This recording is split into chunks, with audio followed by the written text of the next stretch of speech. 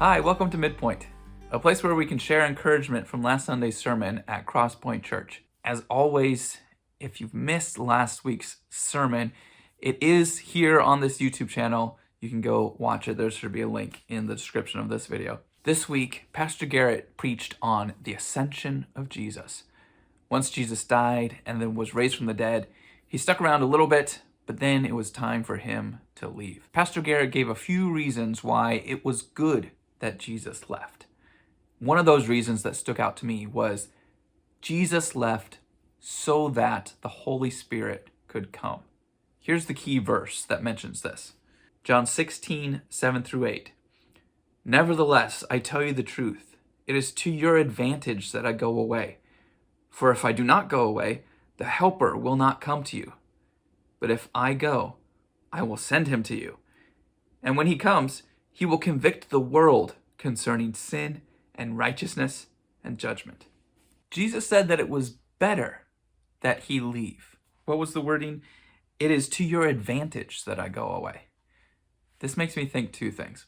First, the Holy Spirit can cover a lot more ground than Jesus. Not to limit Jesus's power, but the Holy Spirit, it says in this verse, he will convict the world concerning sin and righteousness and judgment. So he can go out everywhere. Holy Spirit, everywhere. And then the second thing I think is, well, couldn't Jesus have stayed?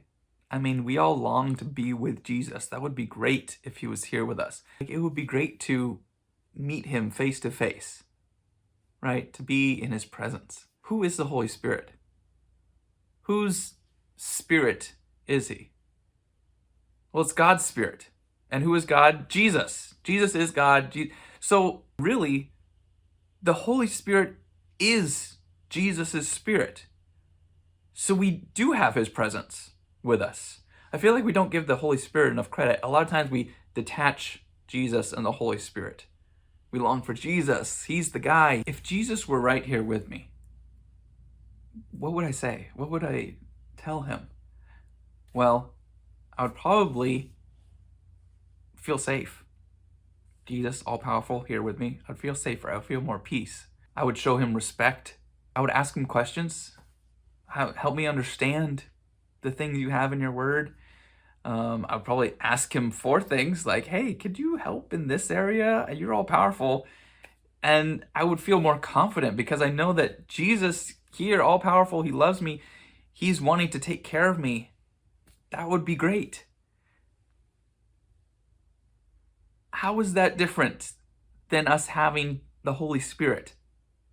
I think we can apply every single thing that I just said about Jesus to the Holy Spirit. We have him with us, always. He can help us understand the scriptures. Jesus even said, he calls him the Helper. He's here to help us. This makes me think, if someone were to bring a hot pizza right in front of me, and then I was like, man, I wish I had a pizza. That would be stupid. Excuse my language. But that wouldn't make any sense. You have a pizza right in front of you. Why are you longing for a pizza? It's right there. But isn't that the same thing when we say, God, please give us your presence. I want to be in your presence. We have the Holy Spirit. It's right there. That makes me wonder, do we understand what the purpose of the Holy Spirit is?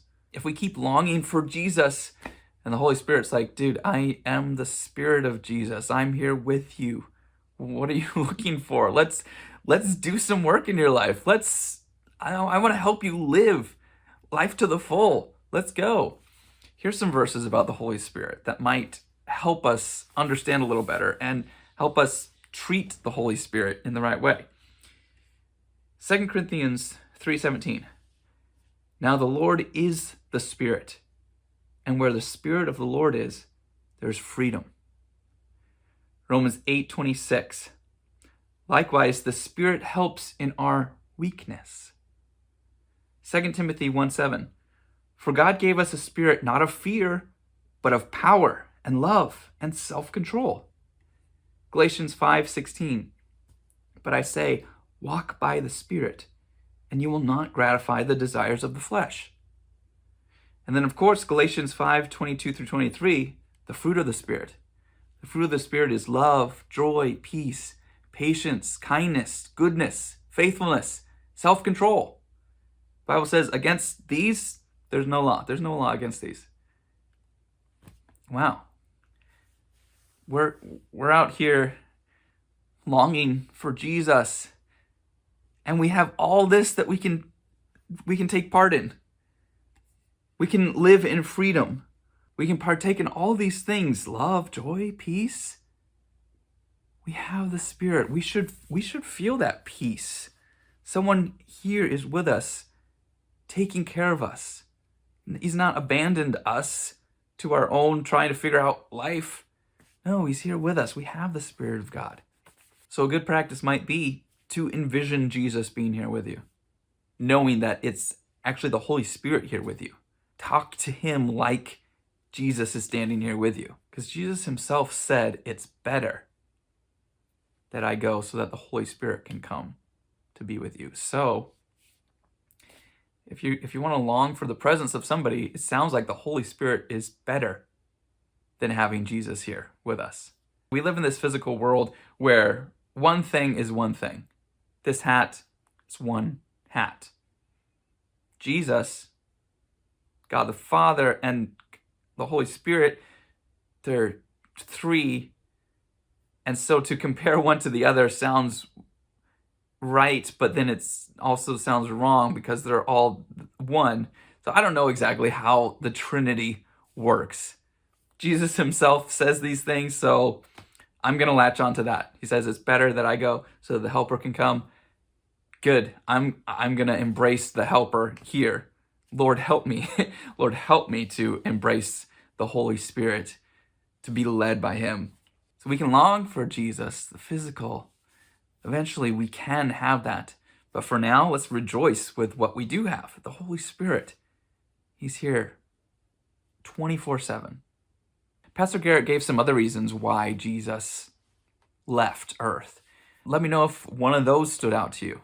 Maybe there's one that you hadn't heard before. I'd love to hear it. Or anything else that might be pressing on your heart that God is teaching you lately. If you leave a comment, that would be great. I love to see those. And as always, please join us this Sunday for our service. It's at 10:30 a.m. with a Sunday school at 9:15 a.m.